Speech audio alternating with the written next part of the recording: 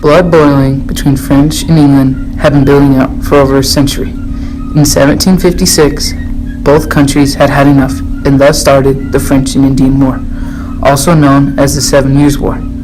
The 7 Years' War was fought in North America along the East Coast. The win by the British gave them more land in North America and gave them a huge economic advantage, with England left with a debt of $150 million after the French and Indian War. A conflict was created by the British colonies in America in King George III, as taxes were imposed on paper, sugar, and tea to recoup the war debt from the war that kept the colonies in British hands. Attempting to compromise with the colonies, Parliament repealed the Stamp Act in 1766, creating and passing the Declaratory Acts. This failed compromise led to the American Revolution, the creation of a new government separate from England, forever changing the scope of American history.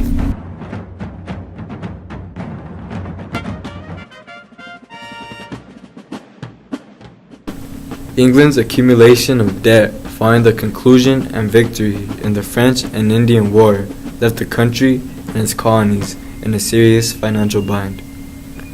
The total amount of debt hovered on $150 million, and British Prime Minister William Pitt was doing little to pay the debt down, borrowing money from foreign allies to compensate the Crown both during the war effort and immediately thereafter.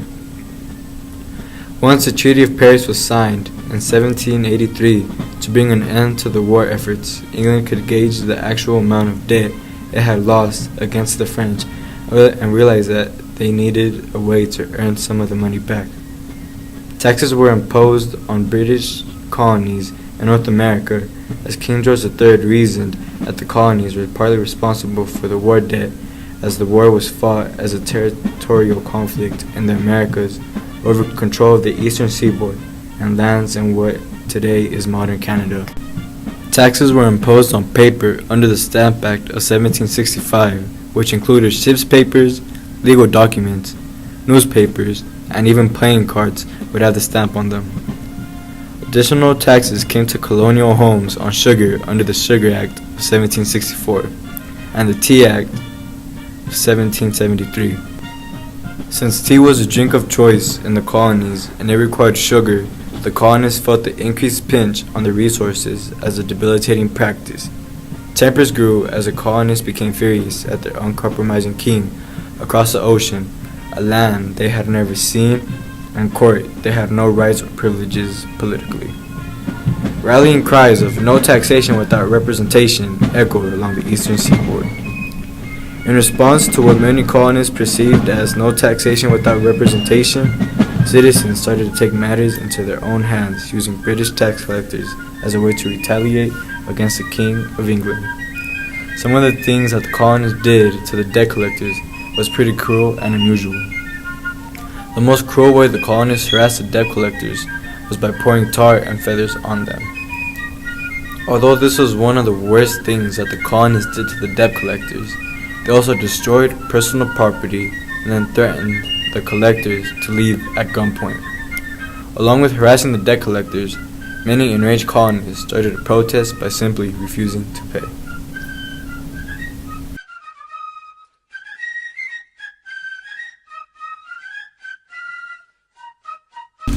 King George III tried to maintain control by requesting Parliament to repeal the Stamp Act, which was finally repealed in 1766. The colonists were ecstatic because they finally thought that they had won and their voices had been heard. But less than a year later, Parliament passed new acts, the Declaratory Acts. The Declaratory Acts removed the Stamp Act and gave Parliament absolute power over the colonists.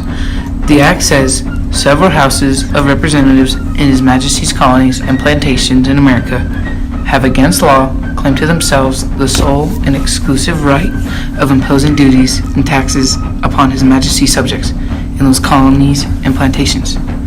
They have passed certain votes, resolutions, and orders derogatory to the legislative authority of Parliament.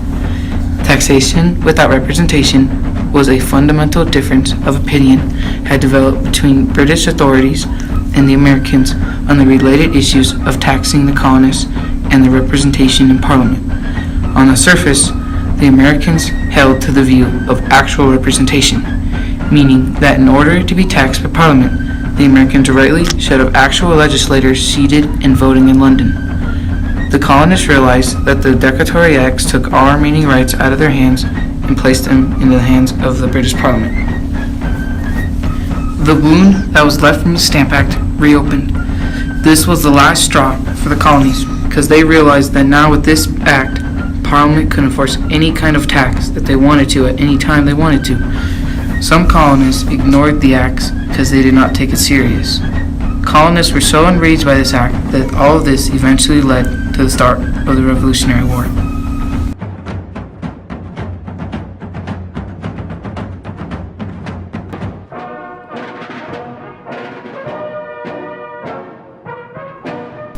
On April 18, 1775, the Revolutionary War was unofficially started. The man deciding to initiate this was Thomas Gage.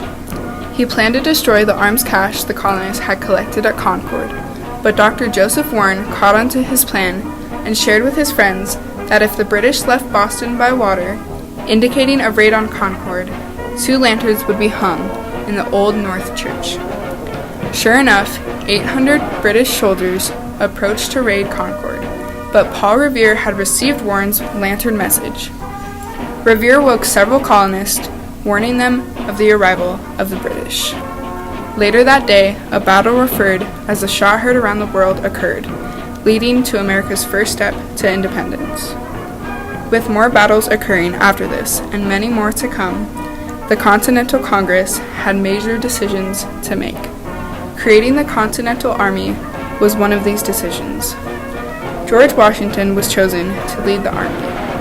At first, Washington was frightful, becoming commander-in-chief, because he was not looking forward to leaving his family, and he felt as if it was being a trust too great for my capacity. Washington's first task was at Cambridge, arriving on July 2nd, 1775. He thought the problems being faced were impossible to resolve, and he decided creating an army based solely off the New England states would be a smart move. He haphazardly created an army from militiamen in Massachusetts, New Hampshire, Rhode Island, and Connecticut. This task was not simple considering the soldiers were voluntary. Washington even told the President of Congress that teaching the military discipline and simple tactics was truly daunting. Our founding fathers decided that British oppression was over and the colonists needed their own document stating their independence from England.